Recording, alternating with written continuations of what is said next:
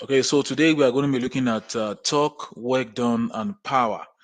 So these are just simple formulas that you'll be used to do your calculations in this section. And what is torque? Torque is the tendency of a force to rotate an object about an axis. So you can see, for example, when we have a spanner here, you can see this is the point of application. And if you want to determine the torque that will cause that rotational movement, is going to be torque will be equals to the applied force multiplied by, I won't call r a radius, I will call it perpendicular distance from the point of action. This is 90 degrees. So that is perpendicular distance from the point of action. So that is torque. For those of you that are doing mechanical engineering, um, there are different kinds of torque. Are you doing mechanical? There are different kinds of torque. When you get to N5, N6 level, uh, I think at N4 level, in mechanotechnics N4 as well. I think you should also be looking at that. But at N5, N6 level, just to digress a little bit, we have two major kinds of torque. Can you close the door? Okay. We have two major kind of torque. For those of you that are doing mechanical engineering, we have what we call the maximum torque and we have what we call the mean torque. Okay, I'm just digressing a little bit. So with the maximum torque and the mean torque, they are the same. The maximum torque is always more than the mean torque. So the maximum torque, when we consider a shaft, for example, um, at the start of rotation, of course, we know that shafts are used in transmitting power and rotational movement. So, like I was saying, we have two major kind of torque: the maximum torque and the main torque. And if I want to use a shaft as an example, you know that shaft is used in transmitting rotational movement and power. And then with shaft, we have various transmission units like the gears and the pulleys.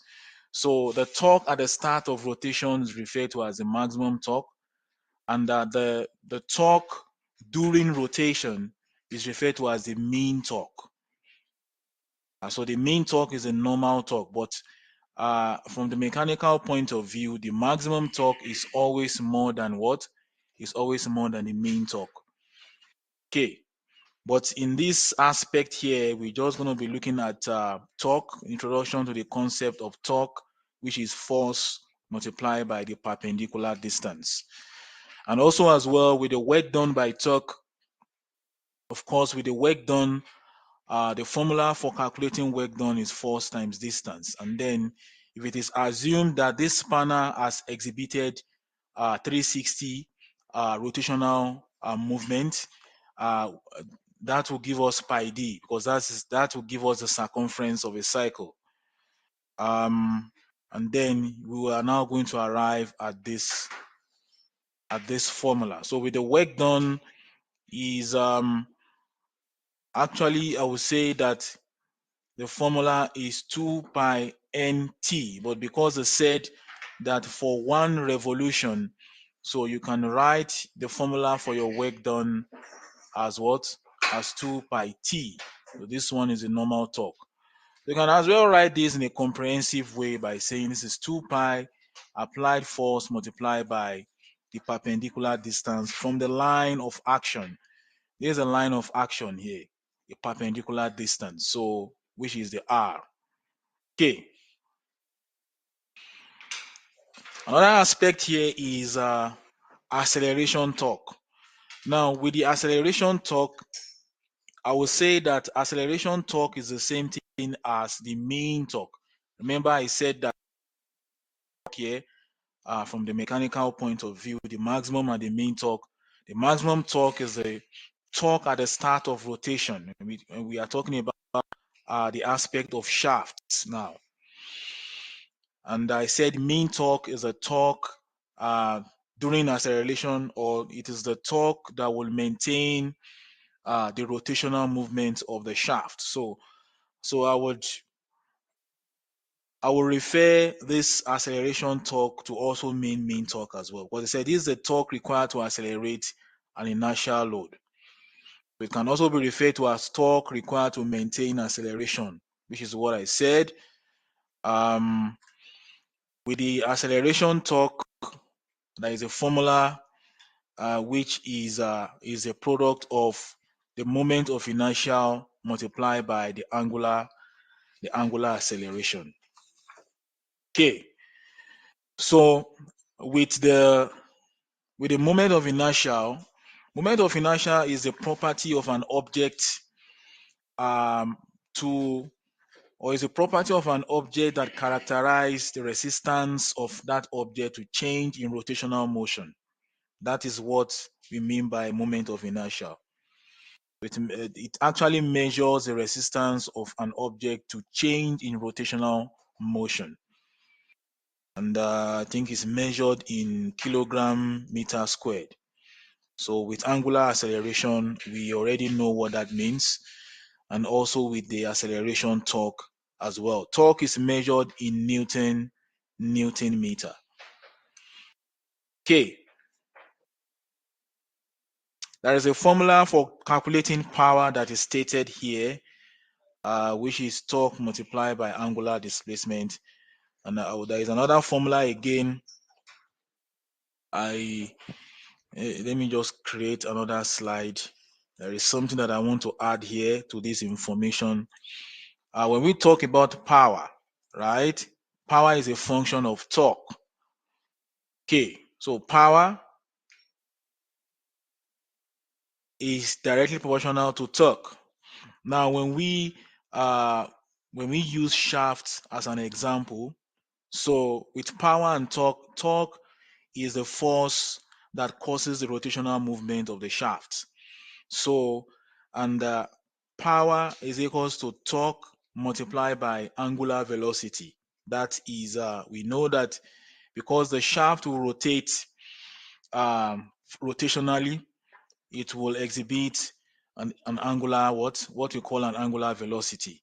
So I can rewrite this equation by saying that my torque is equals to power divided by what? The angular velocity, or as the torque 2 pi n, because you agree with me that the the angular velocity normally is 2 pi what? 2 pi n, or you can write it as 2 pi n over 60.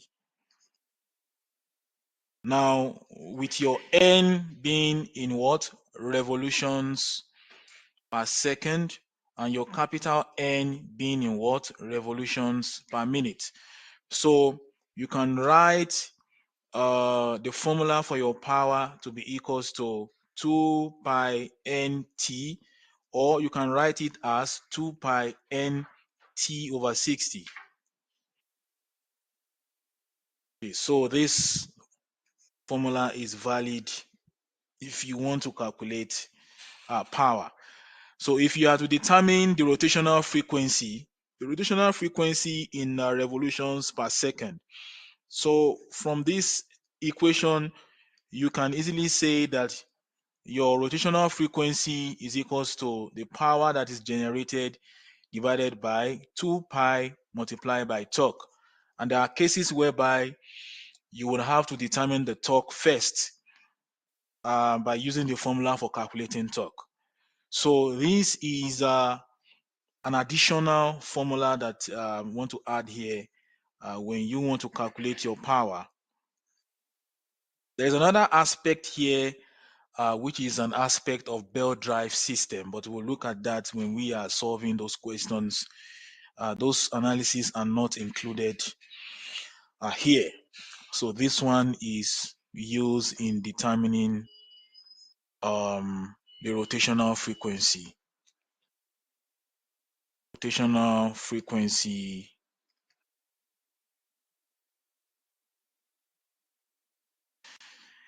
And then this one is for power. Okay, so you can write this down. Of course, with your rotational frequency, you have to be able to, if you are asked to determine your rotational frequency in revolutions per second, that is when you use this formula. But if you are to determine your rotational frequency in revolutions per minute, so that will be 60 here. So it's going to, the formula is going to look like this. It's going to be 60 multiplied by power divided by um, 2 pi n. So this is rotational frequency in revolutions per minute. So you use this equation here, but if you want to determine your rotational frequency in revolutions per second, you use this equation. You can write it down. Then we will now move to activities just to see how we have different kind of questions, how questions are asked in the exam. The thing is the last activity in module 2, which is I think is activity 2.3. Just look at some few questions there and then we'll call it a day. So let's start with those activities there. They said use pi to be 22/7. Okay, let's start with the first one, activity 2.3. I don't know who can try that. You guys can try. We have a drum that is used as a lifting device. We lift a load. Now, the value of the load is 2000 Newton. 2000 Newton.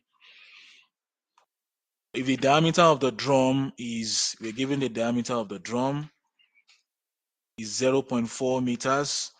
So with that diameter, it means that we are looking at a radius of 0.2 meters. We are to calculate, the first question there is the torque exerted by the load on the axle of the drum, because the drum will rotate on the axle.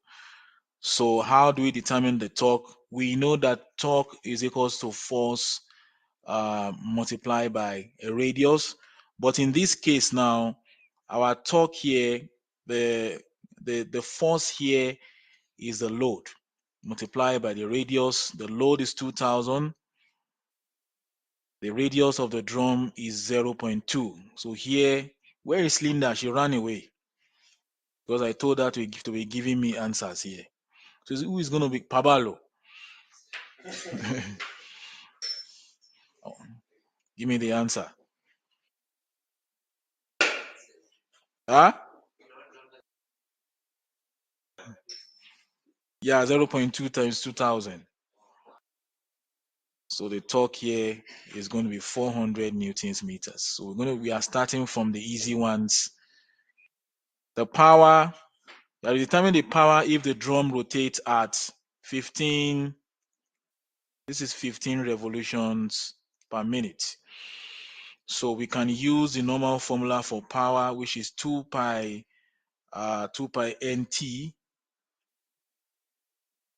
So this is going to be 2 pi. So we need to divide this by 60. 15/60, then we multiply by what? By 400, which is the torque.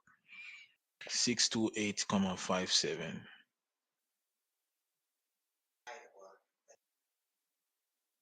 Yeah, 22/7 is 3.142.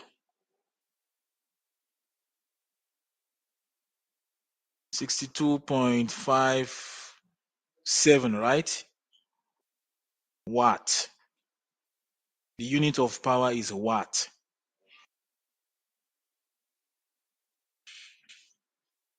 There is another formula that we can use to determine the power, which is 2 pi n, capital NT, divided by 60.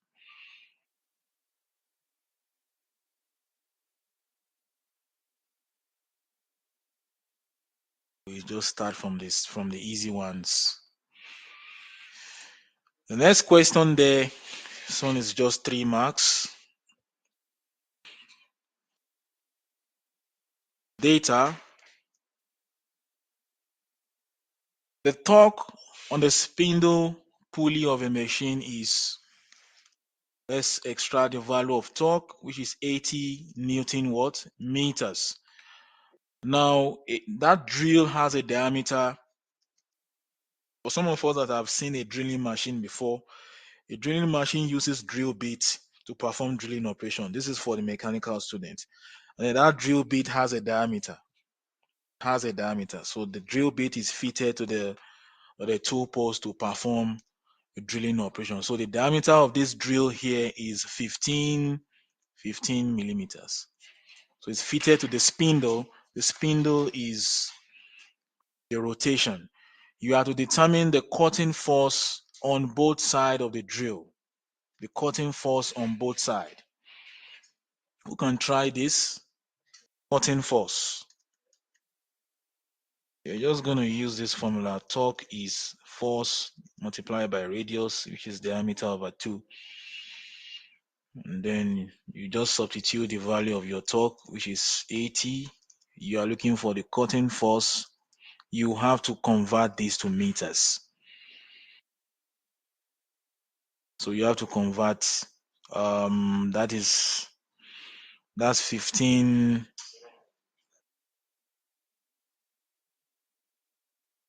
0.0 what? 15 divided by 2. What is 0.015 divided by 2?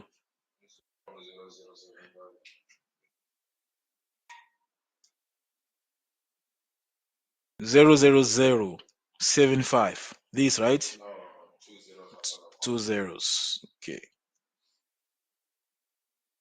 0.0075. So you can determine your cutting force. You just divide 80 by 0.0075. So it will give you what? 10.66 kilonewton. That's a lot of force. That's a lot of cutting force. And I also believe that because the drilling machine itself, when it's performing the drilling operation, that's a lot of force you need to exert. Possibly is drilling a material that is brittle in nature. Those brittle materials are very, very hard. Let's look at a more challenging question. Let's look at question 3. I think I've seen something that looks like this.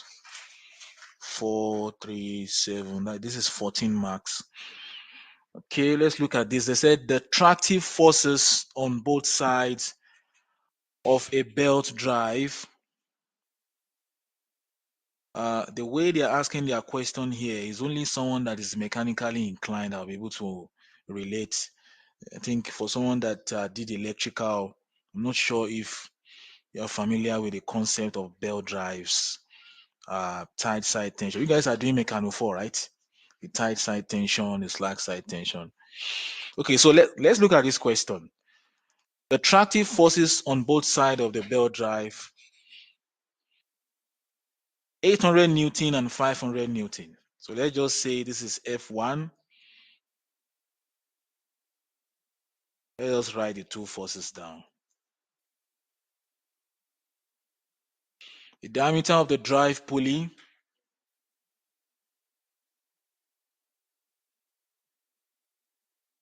to rotate at 300 revolutions per minute.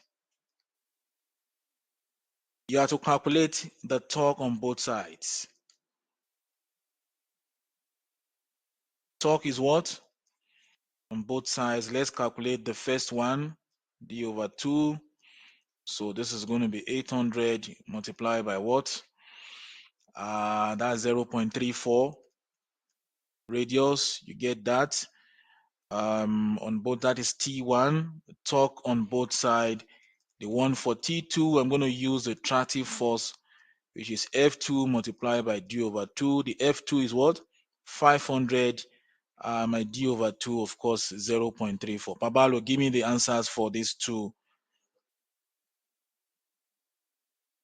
First one is what?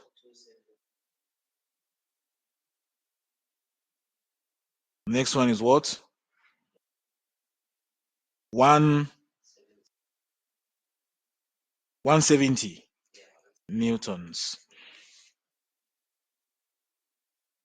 The effective torque, Newton meter. Newton meter, right? Right. So the effective torque is going to be what? It's going to be T1 minus T2. My mind is already somewhere else. T1 is going to be equals to what? This is going to be 272 minus what? 170. So with the effective torque, um, we have the torque on one side to be 272 and the torque on the other side to be 170. So when you subtract them, you get the effective torque. So this is going to give you what? It's going to give you 102 Newton meters.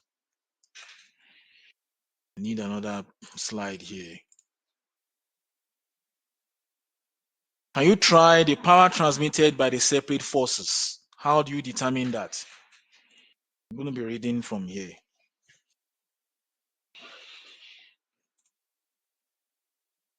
The power transmitted by the separate forces. So you're going to get two values of power.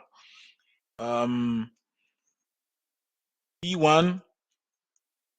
2 pi n T1, and then the second power, 2 pi n what? T2. So the question says that power transmitted by the separate forces. So you're going to use, what's our n there, that's going to be 300 divided by 60. We're given us 300. So this is going to be 2 pi. This is going to be 300 divided by 60. And then what is our T1? T1, we got what? 272. 272 multiplied by 272. And this one is going to be 2 pi. Of course, it's going to be 300 divided by 60. Our T2, we got what? T2, we got 170.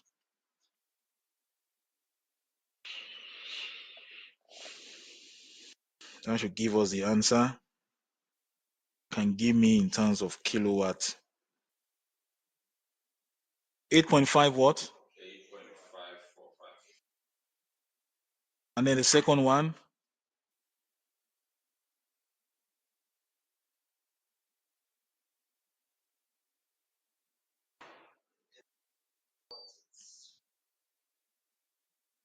You said it's 5 comma what? 34. Guys, please confirm these answers. So that is the power transmitted by the separate forces. The last one there is power transmitted by the driving pulley. Of course, we know that the formula for power is 2 pi n t.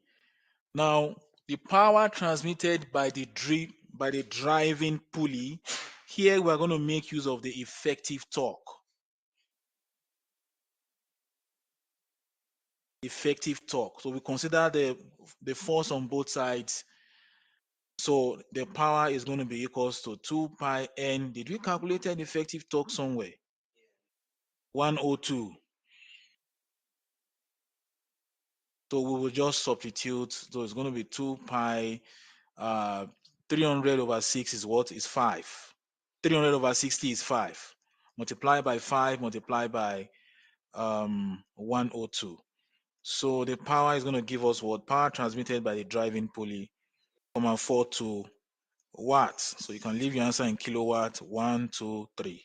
So this is going to give us 3.204 kilowatt. When you are dividing, there is a way I normally when you are dividing, you move the decimal point to left. When you are multiplying, you move the decimal point to the right. So in kilowatt is 3.204 kilowatt. Because I know that sometimes the exam student might be puzzled as to which torque that is going to be used there. The fourth question. This, I want you to try this. Guys, this is my style, solving of questions. So you might be, some of you might be thinking that it's just solving. It's just solve questions and you see how the concepts are applied so that when you come across questions, you will know what to do. But these are just different patterns and different ways in which the question can be asked in the exam.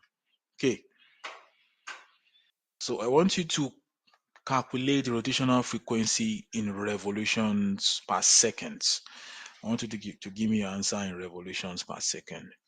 I'm giving power, right?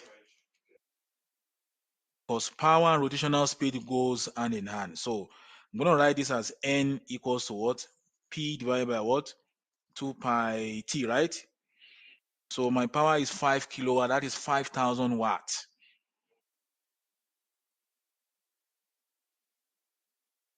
Multiply by what? 240. Is it what you did? So this will give you what? Guys, please don't forget the unit. This is in rev per second. This one is easy. Question 5. Motor pulley diameter given to be 400 millimeter. The torque on the rope, we were given a torque of 80 Newton meters. Effective tension. Try question 5, guys. Okay, I think I know the diameter we're going to use. If you read the question very carefully, they said a drilling machine with a pulley with a diameter of, so the diameter of the pulley of the drilling machine is 220 millimeters. So that pulley is, how many of us have seen an electric motor before? You know how it looks like? So it's driven by an electric motor by means of a rope. Of course, the electric motor is driving the pulley of the drilling machine by means of a rope. Sometimes it can be using a belt, which is a belt drive.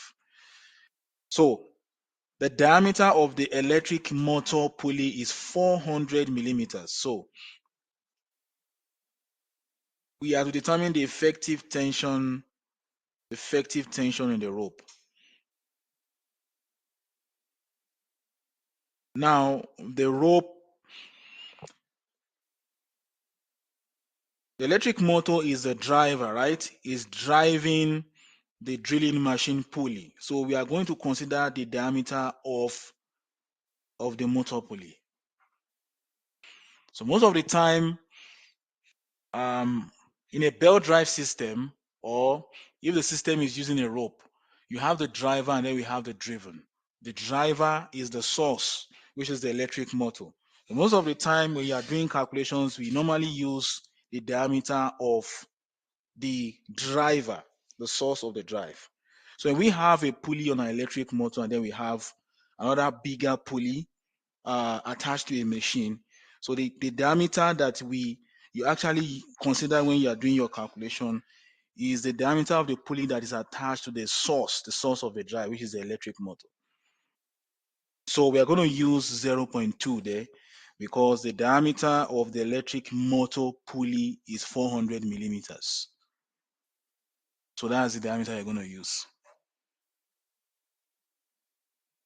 Second one is the torque on the pulley of the drilling machine. I want you to solve that. Normally your torque is force multiplied by the radius. Now the force that is in consideration here is the effective tension multiplied by the radius. So we have T equals to the effective tension multiplied by radius. So the effective tension here will be equals to the torque. The torque is 80 divided by 0.2. That should give us 400. So the effective tension in the rope is 400 Newton meters. So that rope has a tight side and a slack side.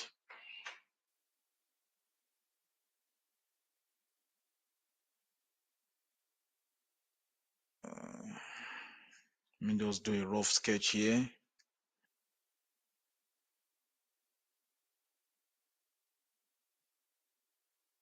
There's a shaft right there. There's a shaft right there. And then we can just assume that we have this rotational movement because let's assume this is the driver. Most of the time, the pulley with the smaller diameter is the driver. Um,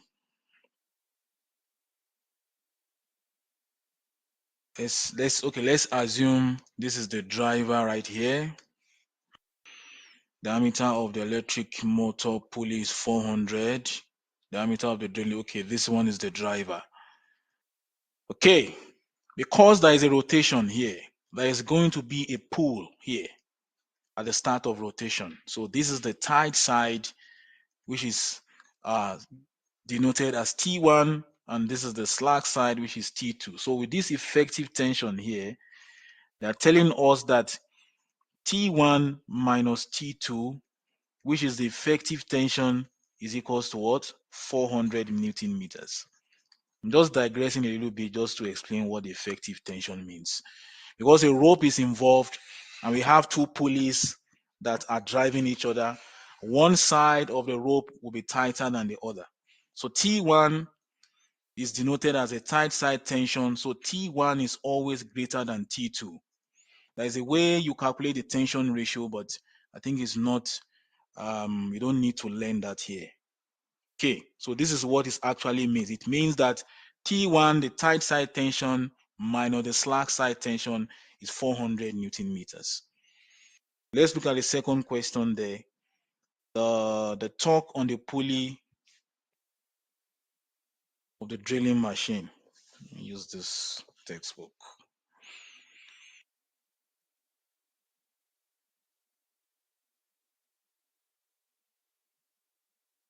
No, so okay, the torque, the torque on the pulley of the drilling machine, we're still going to use the same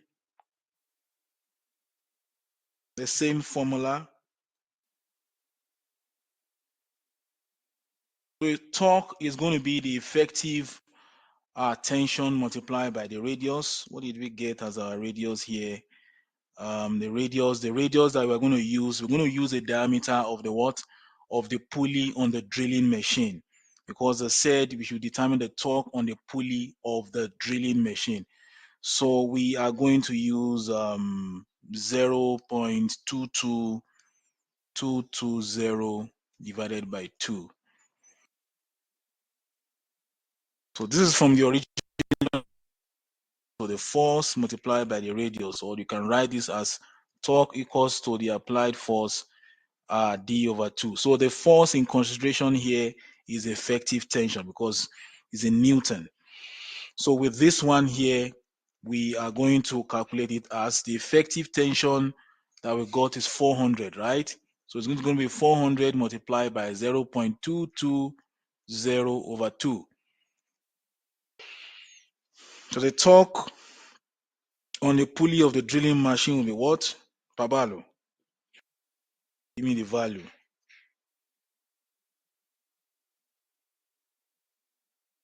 44. So it's going to be 44 Newton meters. The last one there says that you should determine the power transfer to the drill if the pulley of the drill rotates at 20 revolutions per second. Write down the formula for power is 2 pi nt. The power transfer to the drill if the pulley of the drill rotates at, we're given a rotational frequency there of, this is 20 revolutions per second. So we are going to use this formula to calculate the power. So it's going to be 2 pi multiplied by n, which is 20. Then we are going to use the torque of 80. So they gave us 5529.20 watts. 1, 2, 3, you can write it as 5.53 kilowatts. Okay, so I think we are sorted now.